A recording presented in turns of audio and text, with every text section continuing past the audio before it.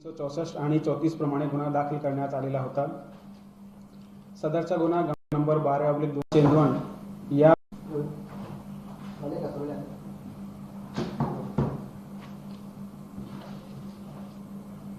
सुरू करू। दिनांक 9/4/2025 रोजी सिद्धिविनायक उर्फ प्रकाश बिडवलकर राहणार चेंदवण या युवकाच्या 4 आरोपींनी जीवितहार मारण्याच्या उद्देशाने अपहरण केला अशी तक्रार निफ्ती पोलीस स्टेशनला प्राप्त झाली। त्यावरून निफ्ती पोलीस ठाणे गुन्हा रजिस्टर नंबर 12/2025 भारतीय दंड संहिता कलम 364 आणि 34 प्रमाणे गुन्हा दाखल करण्यात आलेला होता। सदरचा गुन्हा गंभीर स्वरूपाचा असल्याने तसेच आरोपींची कस्टोडियल इंटरोगेशन आवश्यक असल्याने तात्काळ ह्या 4 आरोपींना अटक करण्यात आलेली होती। यामध्ये सिद्धेश अशोक सिरसाट वय 44 राहणार कोडाल, गणेश कृष्णा नार्वेकर राहणार माणगाव, सर्वेश भास्कर केरकर राहणार साताडा, अमोल सिरसाट राहणार कोडाल या आरोपींचा समावेश होता। सदर अटक केल्यानंतर त्यांना कोर्टामध्ये प्रोड्यूस केले आणि 4 आरोपींना 13 तारखेपर्यंत पोलीस कस्टडी रिमांड मिळालेला होता। सदर गुन्ह्याचा तपास करताना यामध्ये सदर आरोपींनी या अपहृत युवकाला कोडालमध्ये आणून त्याच्यासोबत आर्थिक कारणावरून मारहाण केली आणि त्यामध्ये त्याचा मृत्यू झाला। नंतर या आरोपींनी कट रचून त्याचा प्रेत साताडा येथील एक स्मशानभूमीमध्ये जाळला आणि त्याचे जे काही रिमेन्स होते ते एक तेरेखोल नदीमध्ये प्रवाहित केले। असा कट रचून त्याचा पुरावा नष्ट करण्याचा प्रयत्न केला। असे निष्पन्न झाल्याने या गुन्ह्यामध्ये भारतीय दंड संहिता कलम 302, 120 ब आणि 201 असे अधिकचे कलम यामध्ये समावेश करण्यात आलेले आहेत। या गुन्ह्याचा अधिक तपास निफ्ती पोलीस ठाण्याचे सहाय्यक पोलीस निरीक्षक भीमसेन गायकवाड करीत आहेत। थँक्यू। सर, अपहरण झाल्यानंतर कधी त्यांना मारहाण झाल्यानंतर त्यांचा मृत्यू झाला, हा कालावधी किती? यामध्ये जे गुन्ह्यामध्ये निष्पन्न झाले की हा जो अपहरणची घटना आहे ते मार्च 2023 ची आहे। मार्च 2023 मध्ये त्याच्या जो गुढीपाडवाच्या जवळपास 10-15 दिवसानंतरची घटना आहे। यामध्ये त्याला अपहरण केल्यानंतर कोडालमध्ये आणण्यात आले आणि त्याला एक घरामध्ये मारहाण करण्यात आली होती आणि त्यामध्ये त्याचा मृत्यू झाला होता। त्यांनी जो अपहरित मुलगा होता अपहरित आणि मयत जो मुलगा होता त्यांनी काही आरोपींकडून पैसे घेतले होते आणि त्यावरून त्यांचे आर्थिक वादविवाद सुरू होते।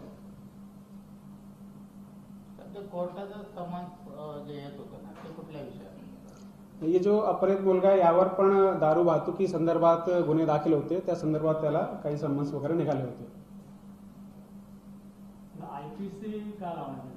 यामध्ये जर आपण जो शासनाकडून जे गाईडलाईन्स आहेत की जर कोणी घटना नवीन कायदा सुरू झाल्यापूर्वीची आहे त्यामध्ये गुन्हा दाखल करताना त्यामध्ये जुने कलम लावले पाहिजे आणि जे घटना आपली नवीन कायदे सुरू झाल्यानंतरची आहे त्यामध्ये नवीन BNS प्रमाणे दाखल झाला पाहिजे। ही घटना मार्च 2023 ची असल्याने यामध्ये जुने IPC प्रमाणे कलम लावण्यात आलेले आहेत आणि यामध्ये गुन्ह्याचा जो तपास आहे ते नवीन BNSS प्रमाणे सुरू आहे। यामध्ये आम्हाला 4 लोकांचे ते सहभाग, जे 4 आरोपी अटक केलेले आहेत त्यांचा सहभाग निष्पन्न झालेला आहे। अजून काही आरोपी आहेत का त्याचा आम्ही तपास करतोय। त्यामध्ये काही अधिकचा प्रोग्रेस झाला तर तुम्हाला नंतर कळवण्यात येईल। काही राजकीय व्यक्ती असल्याचा अंदाज आहे आणि यामध्ये जे काही 4 आरोपी आम्ही अटक केले त्यांना पुरावाचे आधारे आणि जे काही तपासामध्ये जे काही फॅक्ट समोर आले आहे त्याच्या आधारे त्यांना अटक करण्यात आलेली आहे। आरोपी नंबर 1 जे लांजा टू कोल्हापूर असे त्यांचा प्रवास झाला, त्यासोबत तुम्ही राजकीय मंडळी होते का?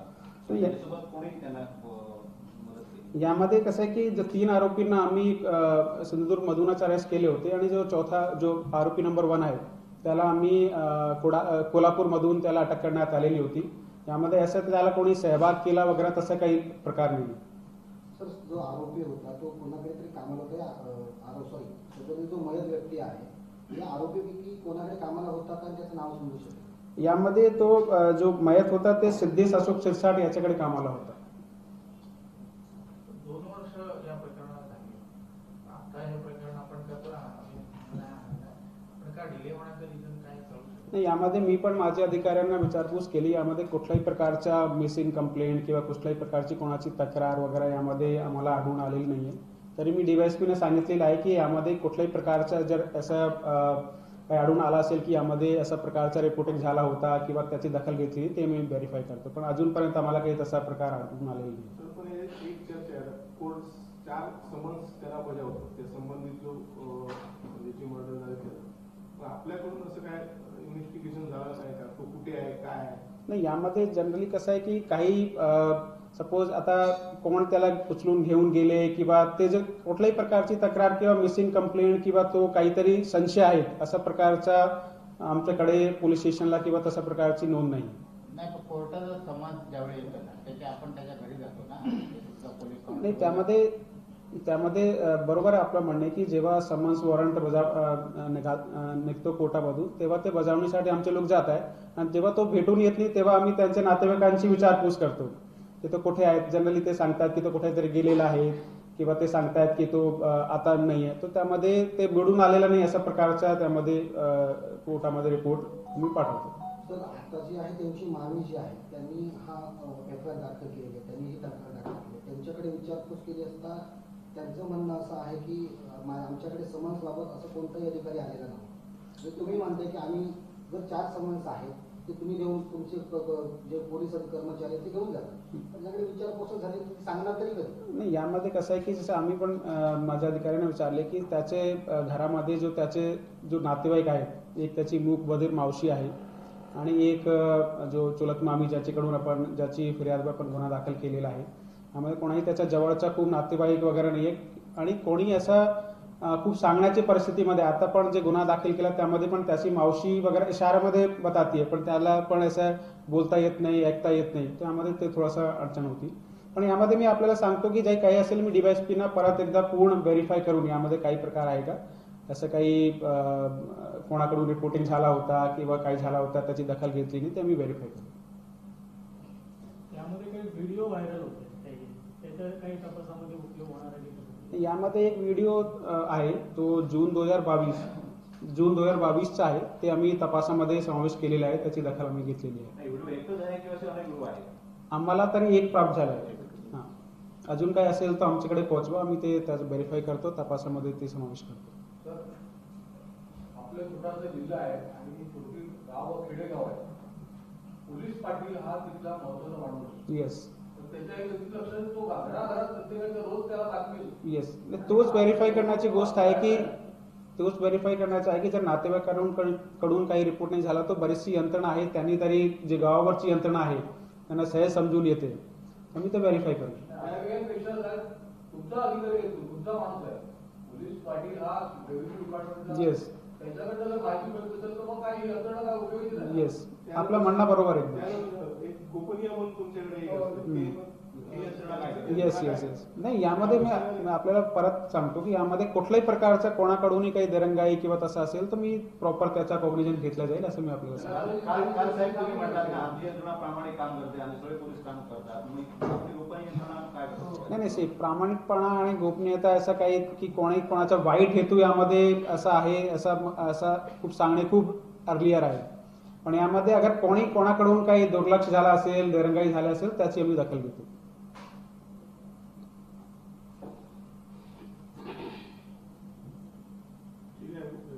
चांगले काम करू. 2 वर्ष जरी झाली तरी चांगलं तुम्ही तपास केला. प्रश्न उपस्थित होता. आम आदमी काय बोलतो, हा जो मर्डर झालेला जो आहे तो त्या संशयिताकडे कामाला होता, तो दारूचा धंदा आहे, त्यामुळे आपल्या डिपार्टमेंट प्रश्न आम आदमी उपस्थित करतो. हे पुढे नाही, बरोबर आहे आपलं म्हणणं, मी कम्प्लिटली अग्री करतो या गोष्टीची की यामध्ये बरीचशी गोष्ट आहे जे खूप अवेकनिंग सारखी आहे की एवढ्या दिवसानंतर त्याचा लुगडा होतो आणि त्यामध्ये बरीचशी यंत्रणा आपली आहे, ते यंत्रणांची जबाबदारी होती की त्याला प्रॉपरली अर्ली ते त्याचा जो काही आहे डिटेक्शन किंवा अर्लियर त्याच्या दखल घेतली पाहिजे वगैरे, ते मी डीवायएसपीने सांगतो, प्रॉपरली व्हेरीफाय केलं जाईल. तरी सुद्धा तुमच्या अधिकाऱ्यांनी कोर्टात चांगली मुद्दे मांडले, म्हणजे त्यांच्या वकिलांनी जे मांडले त्याला खोडून काढलं, तुमच्या वगैरे आपण चांगलं काम केलं जे आहे, कारण कोर्टात आम्ही होतो. तपासाचा दर्जा खूप चांगला राहील. मी पण त्यांच्याकडून बरेच वेळा विचारपूस केलेली आहे तपासाची जी काही प्रगती आहे त्याबद्दल, आणि चांगला तपास होईल आम्ही एन्श्योर करतो. तुम्ही म्हणालात की पैशाच्या देवाणघेवाणमधनं ही प्रकार घडला, मात्र ते जे व्यक्ती होते, ज्या आरोपी आहेत, ते प्रत्यक्षात दारूचा व्यवसाय करत होते असं म्हटलं जातं. अशा अनधिकृत व्यवसाय करणारे जर असं करत असतील तर हे मोठ्या प्रमाणात जिल्ह्यात आजही मोठ्या प्रमाणात अनधिकृत दारू जी आहे ती येते आहे, त्यावर आळा बसणार आहे. सर याला म्हणून सर असे दारूचे अनेक अड्डे आहेत आणि आपल्या गोपनीय यंत्रणेला सुद्धा हे माहिती आहे. नाही, यामध्ये मी माझी पोलीस विभागाची ओव्हरऑल भूमिका जे काल पण मी सांगितली होती, वेळोवेळी पण मी सांगितलेली आहे की आमचे सिंधुदुर्ग जिल्ह्यामध्ये कुठल्याही प्रकारच्या अनधिकृत व्यवसाय, चाहे कुठलाही असो, चाहे दारूचा आहे किंवा ड्रग्सचा आहे किंवा जुगारचा आहे, कुठलाही प्रकारचा अनधिकृत व्यवसाय चालवणे ही आमची भूमिका आहे. कुठेही चालत असेल, आम्ही पण आमचे यंत्रणेचे मार्फत माहिती गोळा करतो. बरेचसे लोक डायरेक्टली मला इन्फॉर्मेशन देत आहेत, बरेचसे लोक पोलीस स्टेशनला इन्फॉर्मेशन देत आहेत. त्यामध्ये 100% त्याची दखल घेतली जाते. जर यामध्ये तरी असं कोणाकडे इन्फॉर्मेशन असेल की यावर कारवाई झाली, त्यांनी माझ्याकडे ते इन्फॉर्मेशन पाठवा. मी आपल्याला आश्वासित करतो की त्याची 100% शहानिशा होईल. आणि यामध्ये जर पोलीस स्टेशन कडून किंवा कोणी अधिकारी कर्मचाऱ्यांकडून कुठल्याही प्रकारची दिरंगाई किंवा जाणून बुजून होत असेल, त्याची खूप गंभीरतेने दखल घेतली जाईल. आणि जसं मी काल सांगितले की ड्रग्स प्रकारामध्ये पोलिसांचा जर सहभाग दिसून आला तर त्यामध्ये अतिशय कडक बडतर्फ स्वरूपाची त्यामध्ये कारवाई करण्याचा आमच्या भूमिका आहे.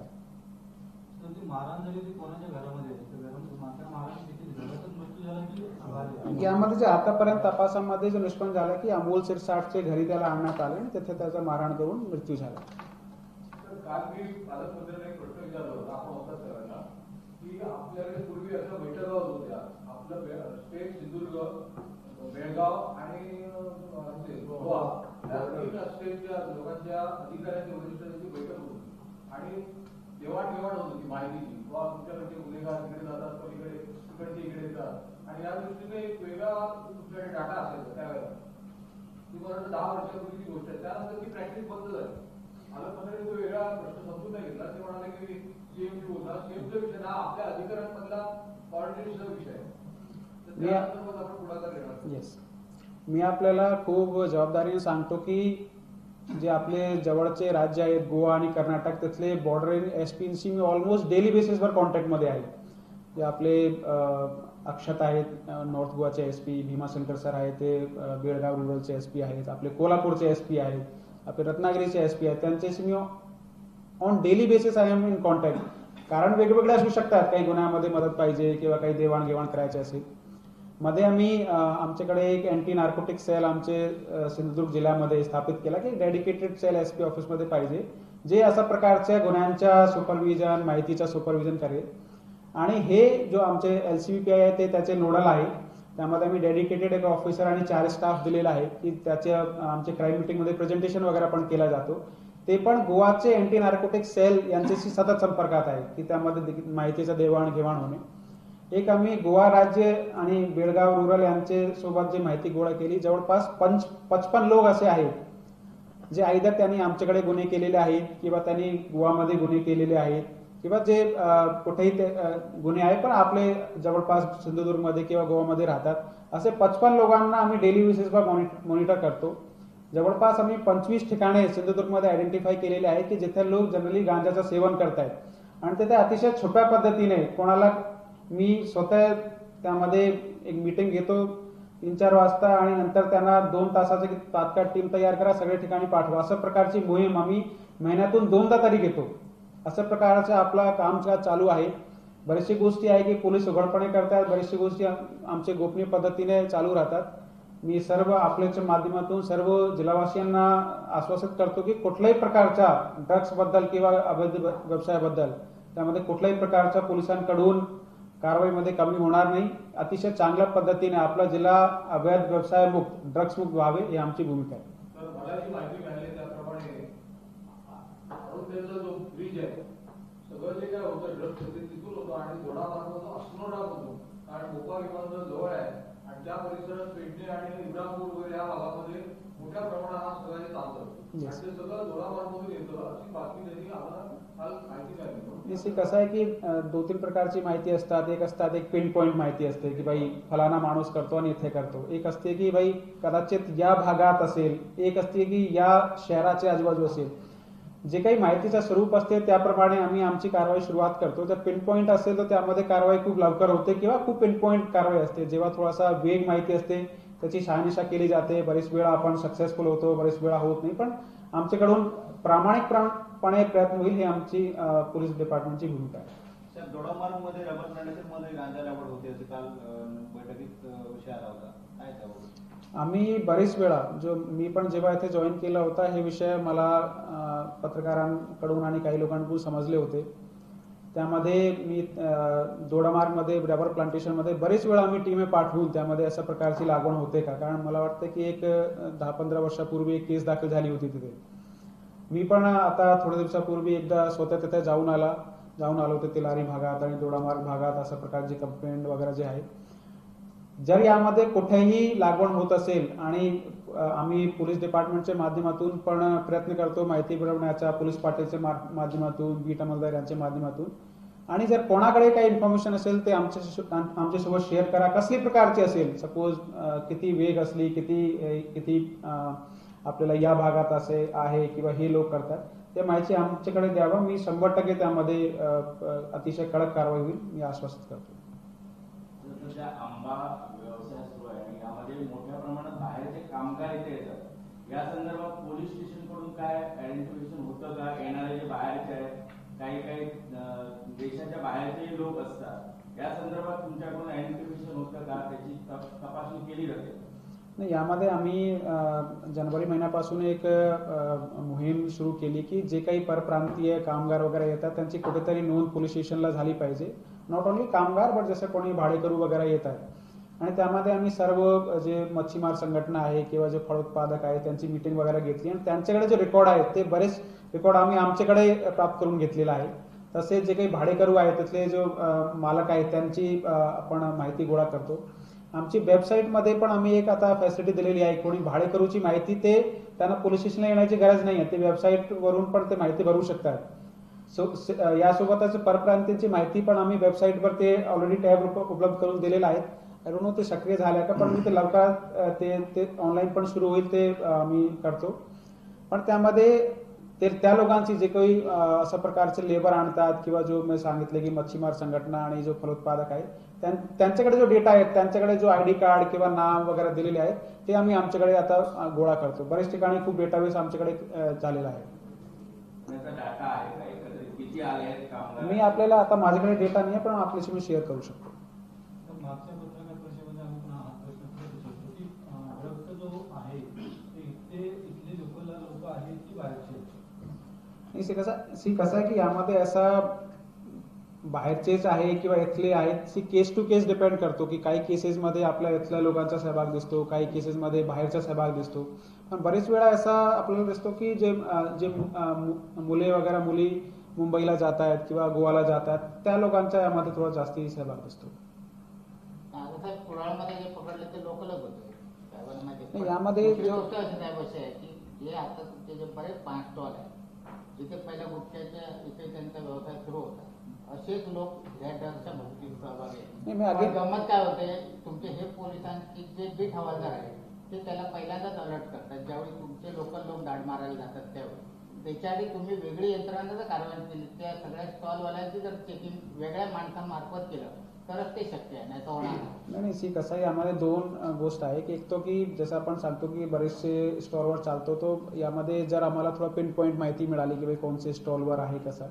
दुसरा की जर आमचे माणसाकडून जर असं होत असेल आणि ते जर आम्हाला काही तसा निष्पन्न झाले किंवा त्यामध्ये काही असा सहभाग दिसला, मी परत रिपीट करतो की त्यावर अतिशय कडक अशा प्रकारची जे खूप बडतर स्वरूपाची पण त्यामध्ये कारवाई आम्ही डिपेंडिंग ऑन की कशा प्रकारचा त्यांनी केलेला आहे.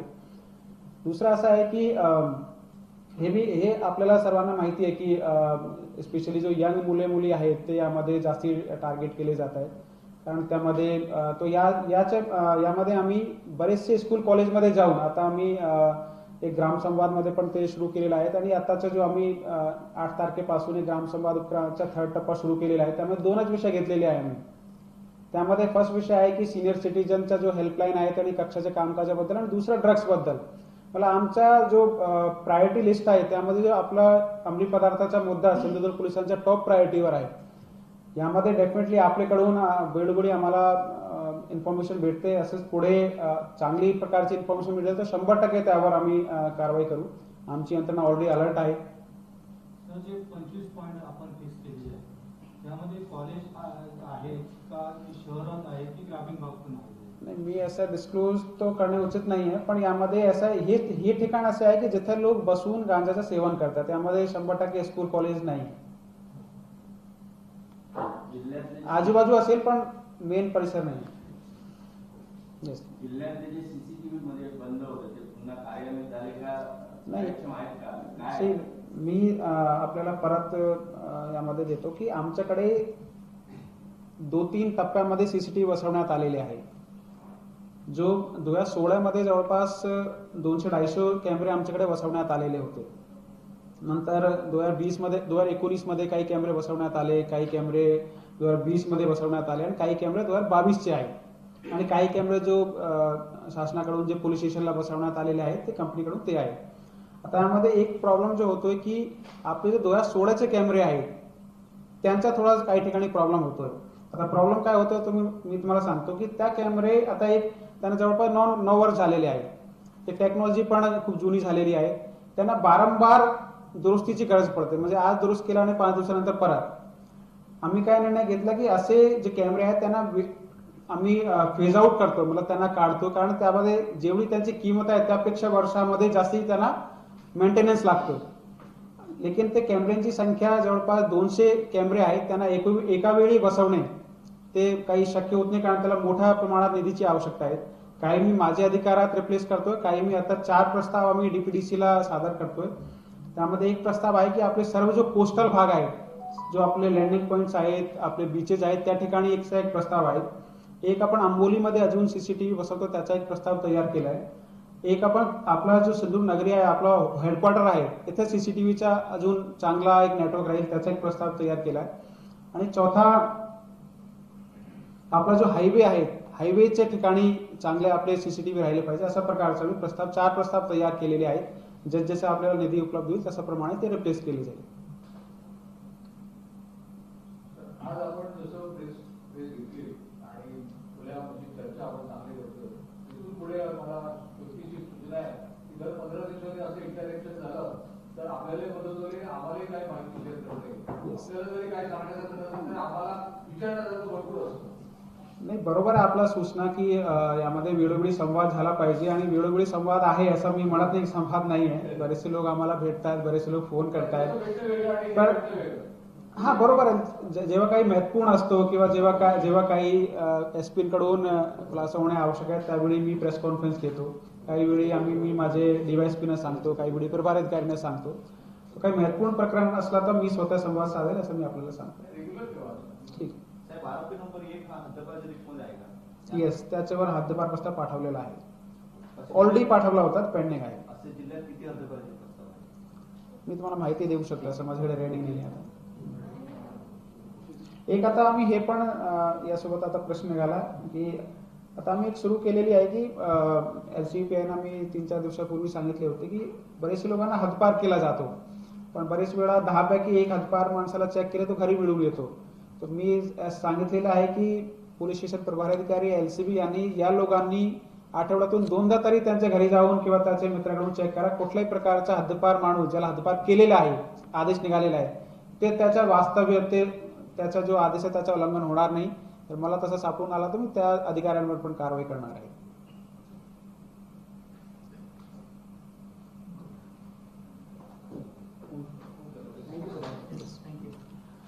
एक यासोबत थोडासा मी काही घ्यायचं, मी प्रेस नोट ऑलरेडी दिले, फक्त एक ब्रीफ करतो आपल्याला.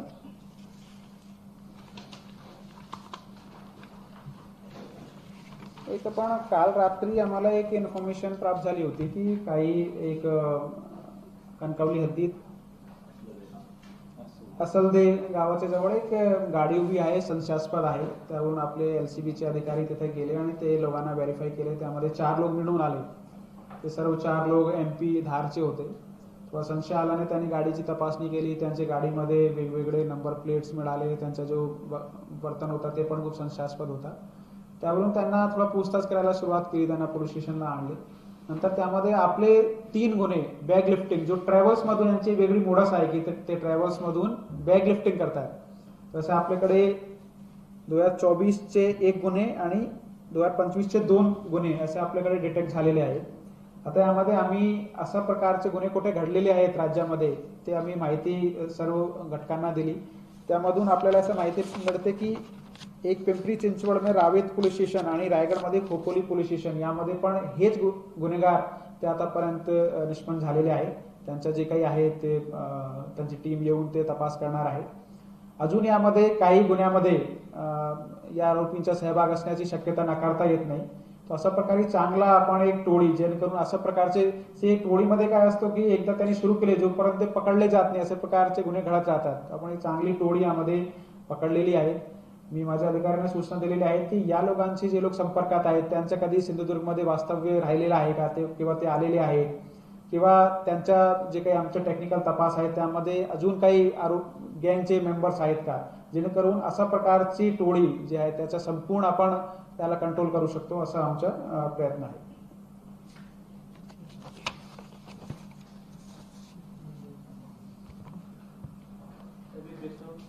हा मी देतो। कॅमेरा बंद आहे। हां प्रमुख तुम्ही 302 चा जो गुन्हा दाखल केला, किती वाजता गुन्हा दाखल केला? हे ऍक्च्युली आपण मला काल जो मेसेज केला होता ऍक्च्युली जेव्हा आपण कोणत्याही गुन्ह्यामध्ये कलम समावेश करतो त्याची एक प्रक्रिया असते। मी थोडक्यात आपल्याला